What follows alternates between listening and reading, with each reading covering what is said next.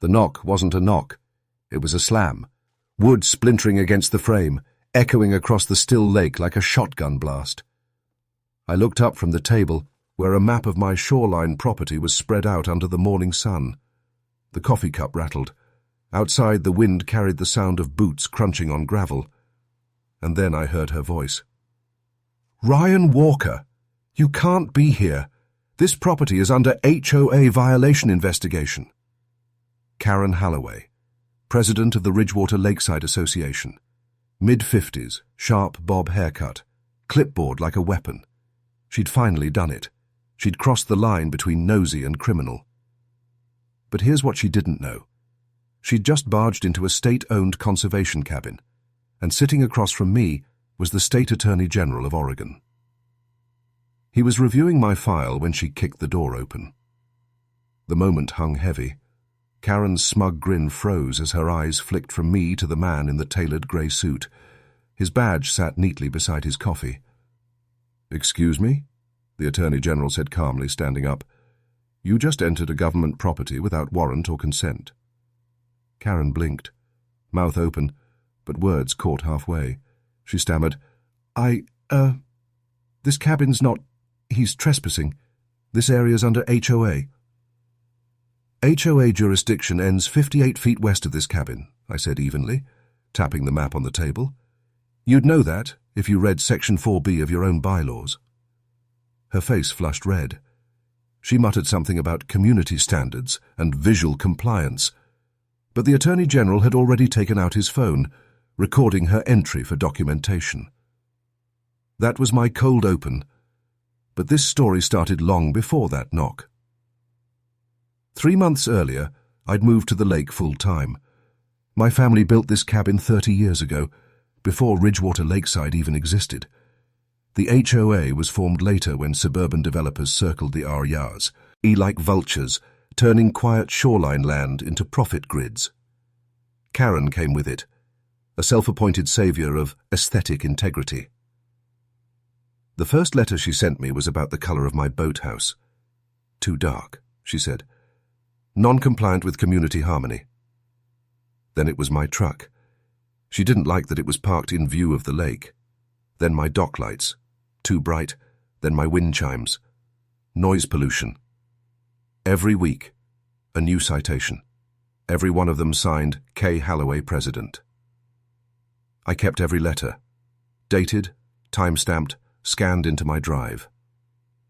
The turning point came when she sent a certified notice accusing me of illegally diverting water from HOA property. That one made me laugh. See the diversion she mentioned? It was a natural spring, a geological feature marked on the state hydrology map from 1978. I attached the document to my reply. She ignored it. A week later, I caught her trespassing near the dock with a tape measure. When I stepped outside, she sprinted back toward her golf cart and yelled, "We'll see what the board says about this." That was when I realized this wasn't about rules. It was about control. So I did what I do best. I prepared. I installed trail cameras around the property, solar-powered, motion-triggered, GPS-synced. I reviewed every HOA covenant line by line. And I reached out to someone who'd been tracking Ridgewater's abuse complaints, the State Attorney General's office. Turns out mine wasn't the first case. Karen had fined a veteran for flying a flag. She'd tried to condemn a dock built before the HOA existed, and she'd allegedly funneled HOA maintenance funds into consulting contracts with her brother-in-law. The Attorney General's investigator wanted first-hand proof of harassment and trespass. I told him, "You'll get it." That's what led to that morning. We'd scheduled a private meeting at the cabin, a neutral ground within state jurisdiction but outside HOA reach. I had no idea Karen would pick that moment to storm in, clipboard blazing. Her arrogance had just handed the state everything it needed, on video with timestamps, inside the Attorney General's own camera feed. She backed toward the door, muttering something about misunderstandings. The Attorney General turned to me and whispered, "You've been more than patient. Let's build this right." I nodded, because I knew this was just the beginning. Karen thought she ran the lake. She didn't realize she just trespassed into a government sting. and by the time she found out what was coming, I'd already wired the evidence trail tight enough to sink her entire board. Karen's knock might have been the loudest, but it wasn't the first. The moment she barged into the cabin, she triggered a chain of events that had been quietly us. Embling for weeks, a case built out of timestamps, bylaws, and a slow, methodical patience she never thought I had. See, people like Karen thrive on fear and confusion. They bank on homeowners caving under paperwork and intimidation. But I wasn't playing her game anymore. I was rewriting the rulebook, and I had the state watching. 2 days after the cabin incident, I got a call from Special Investigator Grant from the Attorney General's office. His tone was clipped, efficient. "Ryan, we're treating this as a pattern of abuse of authority under ORS 94.63, he said.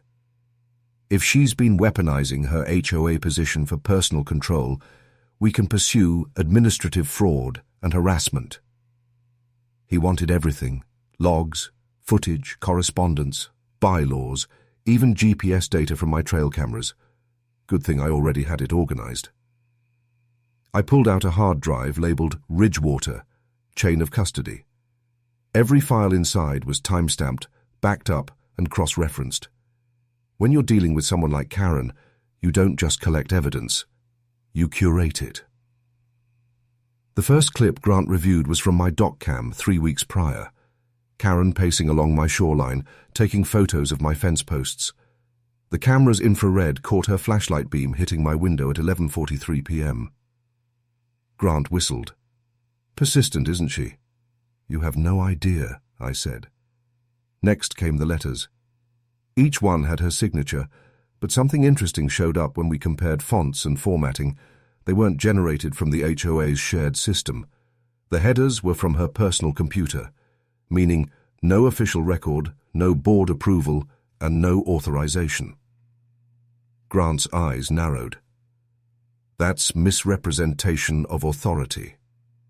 He looped in Deputy Clark, the county sheriff's liaison, to verify trespass incidents. Clark reviewed the videos and confirmed the obvious. Karen had stepped across my property line at least for our times. Once she even removed one of my posted no trespassing signs on camera. "She removed a legal boundary notice," Clark said, frowning. "That's vandalism, plain and simple." While the officials handled the legal framework, I focused on tightening the noose. I called in Ellen Pierce, a licensed land surveyor who'd been working these lakeside parcels since the 90s. She still had the original plat maps, the ones Ridgewater's developer lost when forming the HOA. We met at my cabin, where she unfolded a set of yellowed blueprints across my workbench. "Here," she said, pointing with her pencil. "See this iron pin embedded at the north corner? That's the official boundary. Predates the HOA by 15 years. She's been citing you for structures that aren't even on her jurisdiction." "Can you verify it in a report?" I asked. She smiled. "Already started." That report, notarized and geotagged, became Exhibit A in the file. But I wasn't done. Karen's power came from perception, that she was the law around here. To dismantle her hold, I needed to show the board what she was really doing behind their backs. That's where the hidden camera came in. The HOA held monthly meetings at the Ridgewater clubhouse. They didn't allow recordings, but the bylaws, ironically, didn't forbid attendees from wearing personal devices, so I wore one. I showed up early, clipboard in hand, acting like any other irritated homeowner. Karen opened the meeting with her usual smug efficiency. Fines, citations, and condescending lectures about protecting community values. Then she made her mistake. She bragged. On camera. "I don't care what those old maps say. We define the boundaries now. If Walker thinks he's exempt, he's in for a surprise." Someone on the board chuckled nervously. Another whispered, "Karen, maybe don't say that." She waved them off. "Please. The state doesn't care about a lakeside shed." That line would come back to haunt her. I left the meeting without a word and uploaded the footage to Grant's secure server. Within hours, he called. "You just handed us probable cause for misconduct. We'll coordinate with the district office, quietly for now." "Quietly," I repeated, watching the lake shimmer outside my window. "That's fine. I like quiet." We devised the sting. The next HOA inspection, the one Karen planned herself, would be attended by a guest observer from the Attorney General's team. She thought it was routine. She even bragged in an email about finally putting that cabin case to rest. Meanwhile, I was setting up perimeter cameras, fresh batteries, synchronized clocks, everything ready for one clean chain of evidence. When the day came, the plan was simple. Let Karen walk herself right into exposure. And she did, clipboard in hand, voice loud as ever, ready to document violations. Except this time, the observer beside her wasn't a new board member. He was a state investigator with a badge under his jacket. The trap was set, and I knew from the moment she stepped across that boundary pin again, it was over. Karen strutted down the slope that morning like she owned the shoreline, clipboard in one hand, camera in the other, her voice already echoing across the water. "Documenting an ongoing violation under HOA inspection authority," she called out, waving her badge like it meant something. Behind her, the new volunteer inspector adjusted his sunglasses, the same quiet man who'd sat beside the Attorney General in that first meeting. His name tag read, Doug, Compliance Assistant. What it didn't say was, State Investigator, Oregon Department of Justice. I stayed calm on the porch, coffee in hand, as the camera on my railing quietly streamed everything to 3 secure drives. Karen didn't even knock this time. She marched straight to the deck, snapping photos of my dock, my window frames, even the bird feeder. "You're racking up violations faster than you can count," she said, lips curling into a smirk. I took a slow sip. Funny, I was about to say the same thing to you. Doug turned his camera toward her. "Ma'am, can you clarify which section of the Ridgewater bylaws authorizes physical entry onto non-member property?" She blinked. "Excuse me?" "Section number," he pressed, polite but firm. Karen hesitated. Her voice faltered. Well, it's common practice for enforcement inspections." He nodded, taking notes. "So, not a written section. Understood."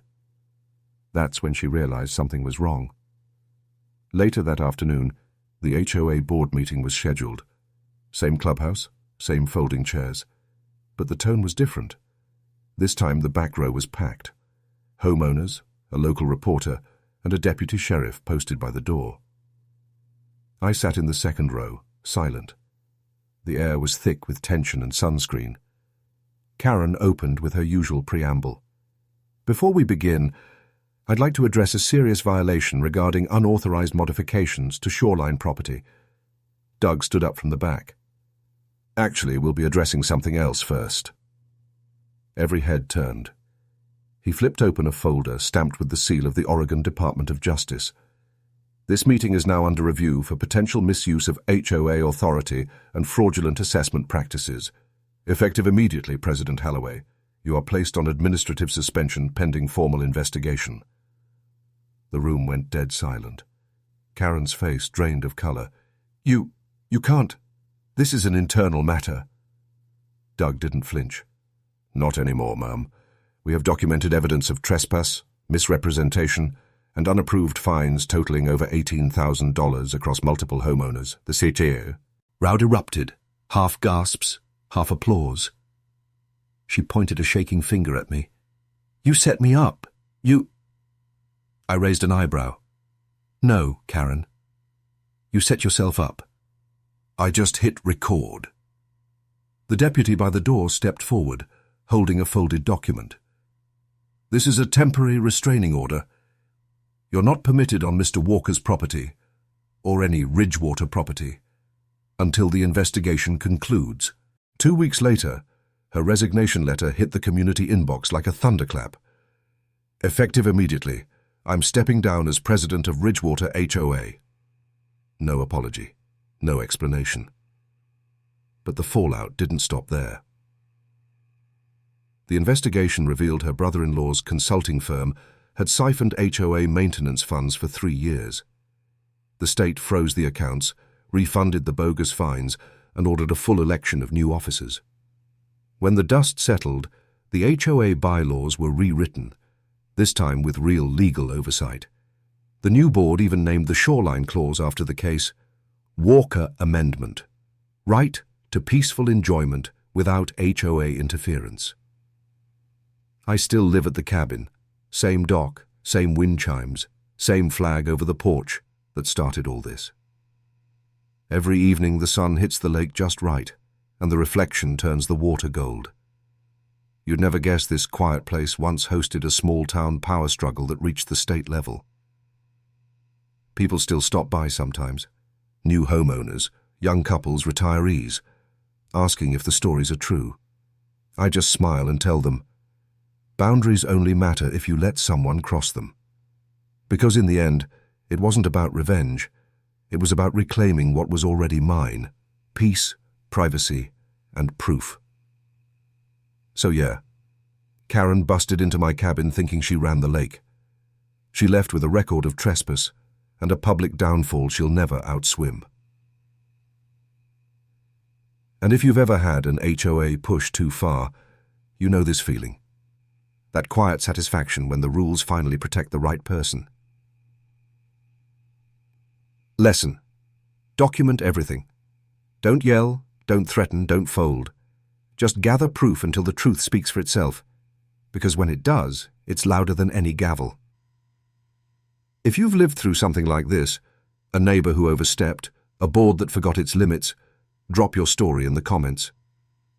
I read everyone,